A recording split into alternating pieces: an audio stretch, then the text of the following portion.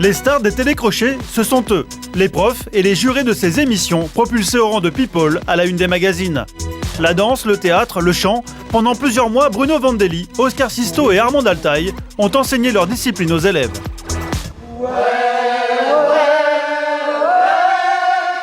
Du jour au lendemain, leurs cours ont été suivis par des millions de téléspectateurs. Cette notoriété soudaine, certains ont su la faire fructifier. Excusez-moi de travailler, excusez-moi d'être célèbre, excusez-moi de faire mon travail le plus honnêtement possible. Donc ce que les autres peuvent dire, je m'en tape. Pourtant, passer de l'ombre à la lumière n'est pas sans conséquences, et au jeu de la médiatisation, certains ont bien failli se brûler les ailes. Je m'en sentais pas le cran, parce que pour moi ça a été vraiment violent, ça a été une année assez violente. Alors, de quelle manière ces professeurs ont-ils été choisis? Comment ont-ils vécu leur passage dans ces émissions très exposées que sont devenus aujourd'hui les jurés des télécrochets? Paris, une galerie d'art contemporain très branchée. Le fameux portrait. Au mur, des tableaux de Sylvie Vartan, Marlène Dietrich ou Amélie Nothomb. Des grands noms du XXe siècle et parmi elles le portrait d'Armand Altaï. Je suis immortalisée. Il y en a qui ne se déplacent que pour elle. J'ai exprès pour le portrait d'Armand. On en avait parlé, je voulais absolument le voir.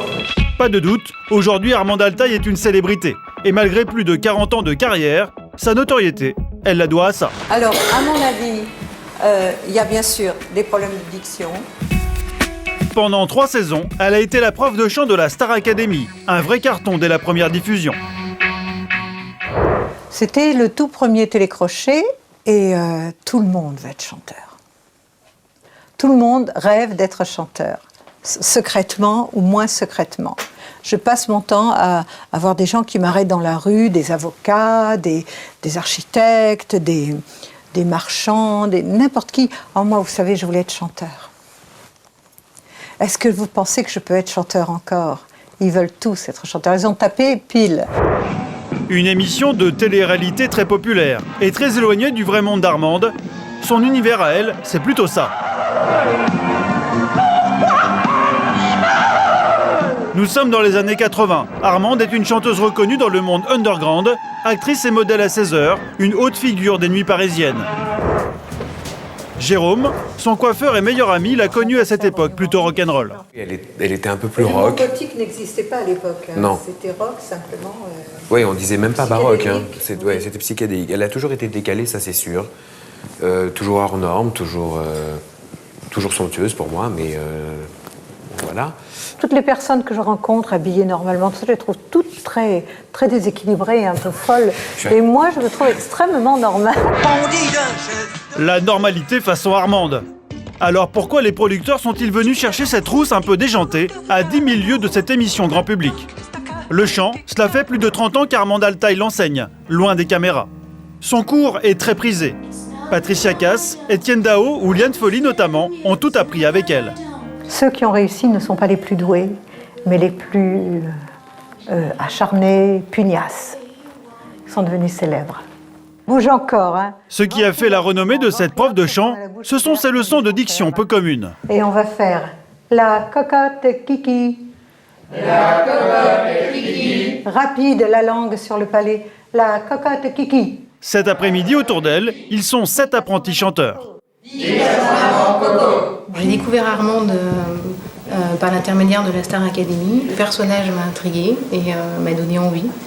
Voilà, je pense qu'il n'y a rien qui se rapproche ou qui se compare au cours de chant avec Armande. Les fesses serrées aussi. Une professionnelle, c'est ce que recherche l'émission de télécrochet. Un professeur haut niveau, capable de transformer des chanteurs de karaoké en chanteurs professionnels, ou presque. Pourtant, quand elle est contactée en 2001 pour faire l'émission, la production cherche d'emblée à gommer son style extravagant. Quand je suis arrivée à la Starac, on dit vous savez, on a des stylistes, on a des coiffeurs, des maquilleurs. J'ai dit non, personne ne me touche. Et ils ont dit mais oui, mais c'est trop bizarre. Ils voulaient me standardiser peut-être, j'en sais rien. Et c'est tout le contraire qui s'est passé. C'est parce que je suis restée ce que je suis, je pense, que les gens ont bien aimé, parce qu'ils ont toujours ces deux phrases un peu antagonistes où ils disent alors, qu'est-ce que vous êtes excentrique, mais qu'est-ce que vous êtes naturel. Pas question pour Armande de changer d'un iota pour rentrer dans le moule télévisuel. 3 années de suite, ses excentricités vont faire la joie des téléspectateurs. Son talent aussi, car Armande a fait de vrais miracles à la télé. Retour le 20 décembre 2000, Jennifer remporte la finale de la première saison du programme. Pourtant au début, ce n'était pas forcément gagné. Elle chantait faux au début. En 2 mois et demi, 2 mois, 3 quarts, elle a fait des progrès énormes, elle est devenue Jennifer. Les leçons d'Armande et des autres professeurs feront de Jennifer ce qu'elle est aujourd'hui. Chansons d'amour lancées sur les ondes pour faire tomber les murs du monde, des mots qui résonnent. Yeah, yeah, yeah. Mi-fée, mi-sorcière, Armande a un caractère bien trempé et ne comprend pas toujours le monde de la télévision. Si la victoire de Nolwenn en saison 2 fera l'unanimité, c'est la saison 3 qui fera débat et signera le départ d'Armande. En finale, Élodie Frégé affronte Sophia et Saïdi. Ce soir-là, pour Armande, le public va faire le mauvais choix. J'ai pas été d'accord. C'est-à-dire Je trouvais qu'il y avait quelque chose qui allait pas. Que Sophia méritait vraiment. Pour elle, Sophia méritait la victoire, et pourtant c'est Élodie qui va être élue. Elle dansait pas très bien, elle ressemblait à une grande godiche, mais elle était très jolie. Elle avait cette peau porcelaine comme ça, ce regard un peu triste et lointain. Elle avait quelque chose quand même. Alors, mais elle n'était pas tout à fait prête. Je pense qu'elle commence à se trouver maintenant, ces derniers temps. Chaque fois qu'il y en a un qui traîne, il fait perdre du temps à tous les autres. Vous êtes en retard, messieurs, c'est inadmissible. Le programme ne colle plus avec les attentes d'Armande, elle claque la porte de l'émission. Il y avait encore ces gens magnifiques, ces jeunes chanteurs extraordinaires, mais ça ne votait plus musical, ça votait parce qu'un tel a dit ça, machin. Donc ça m'intéresse pas. La télé n'aura pas réussi à domestiquer Armande. Pour elle, c'est la musique qui prime et pas le reste. Grâce à sa notoriété et l'argent gagné pendant l'émission, elle sort un nouvel album après 24 ans de silence. Mais Armande le sait, elle restera avant tout aux yeux du public, la célèbre prof de chant d'un télécrochet. Et cette notoriété soudaine, certains l'ont payée très cher. Nous sommes à Cannes, chez Bruno Vandelli. Son nom ne vous dit peut-être rien, et pourtant pendant des mois il fait le buzz sur internet, bien malgré lui, avec cette phrase malheureuse. Quadricolore. Ah, c'est pas mal, parce qu'il y a 4 couleurs primaires. 4 couleurs primaires au lieu des 3 réglementaires, une erreur qui va lui coûter cher et le suivre pendant des années. Alors comment Bruno, le petit danseur de Cannes, s'est-il fait embarquer dans une telle aventure? Retour 6 ans en arrière. Là, ça nous intéresse vraiment pas. Qui c'est qui chante là? En 2004, Bruno Vandelli est recruté pour être juré dans l'émission Popstar. Son rôle, apprendre aux candidats à danser en un temps record. Comment ça va? Ça va? Aujourd'hui, Bruno et Alex, sa meilleure amie, revoient les images de l'émission pour la première fois. Tu reconnais les positions de main? Ah bah tout. Tout ce qu'il fait. Ça, je fais plus ça. À la fin du programme, le jury doit choisir 2 filles et 2 garçons pour former un groupe. Reste à lui trouver un nom. Bruno propose à Valérie Zetoun, un autre membre du jury, une idée qu'il trouve brillante. Quadricolore. Ah, c'est pas mal, parce qu'il y a 4 couleurs primaires. C'était une connerie que j'avais préparée en fait, parce que pour moi, tu avais l'italo, tu avais le mec, le blond, tu avais toutes les couleurs dans le groupe. Ouais. Effectivement, les gens ont cru que je savais pas qu'il y avait 3 couleurs primaires. Quadricolore. Une erreur ou une blague? Cette séquence en tout cas va faire de lui la risée du programme. En boucle dans les médias, la bourde de Bruno le poursuit encore aujourd'hui. Quadricolore. C'est pas mal, ça. C'est joli, ça. C'est le premier à qui j'ai dit. C'était 3 minutes dans un programme qui a été filmé 6 mois. Et j'avais envie qu'on retienne peut-être un peu plus le travail chorégraphique et le travail, l'implication de la personne, plutôt qu'une bêtise comme ça. Ah ouais, moi ça m'énervait, hein. Parce que même les gens, tu danses avec qui? Bah Bruno. Ah ouais, Quadricolore. Et voilà. C'était leur premier truc. Une gaffe qui ternit son image. Car avant de participer à l'émission, Bruno est un danseur reconnu. Une vocation qui commence dès l'enfance, sous l'impulsion d'une mère professeure de danse. Elle m'a laissé démarrer, parce qu'à l'époque, j'étais dans le sac à dos et qu'elle partait donner ses cours ou ses répétitions avec moi.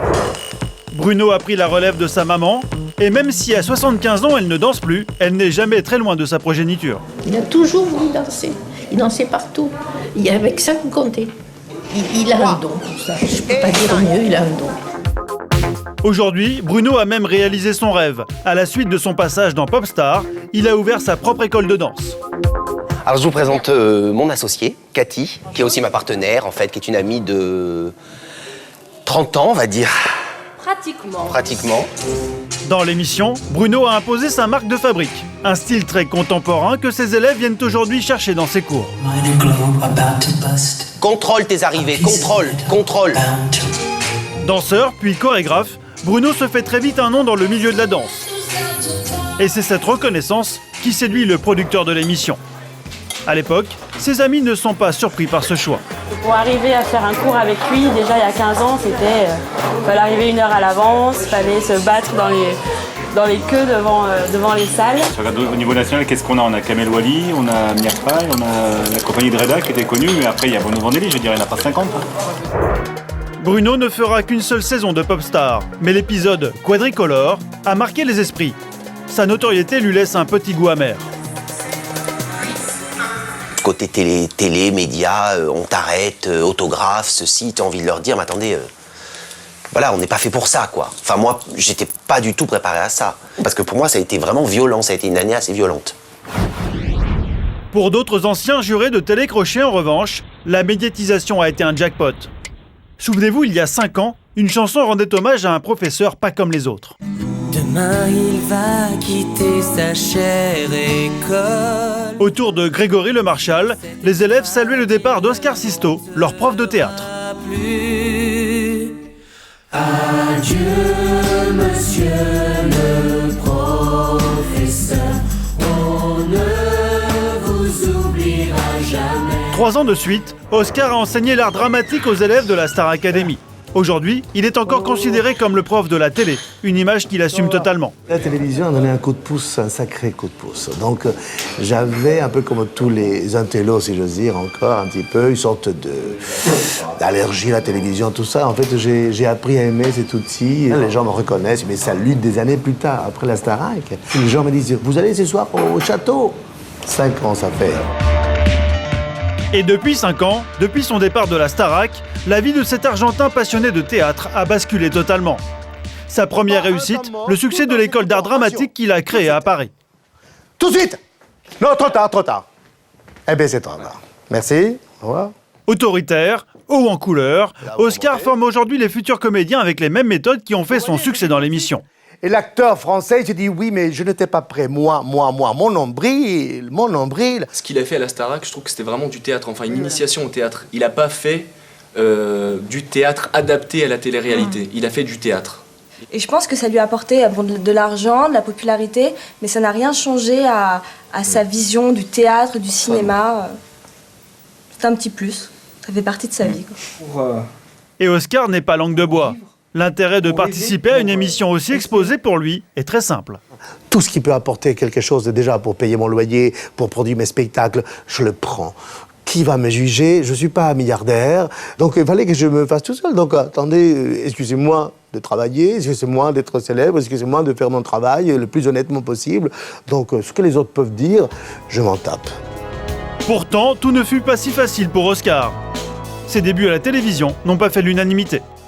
Le premier cours, je fais mon cours, pour moi il était magistral. Et j'étais tout fier comme un enfant qui va dire à sa maman Alexia Laroche-Joubert, alors, elle me dit, catastrophe.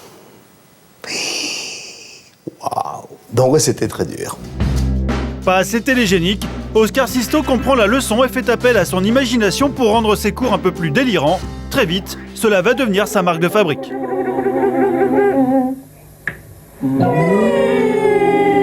J'ai trouvé les exercices les plus imaginatifs, les plus riches. Il réagissait de façon extraordinaire.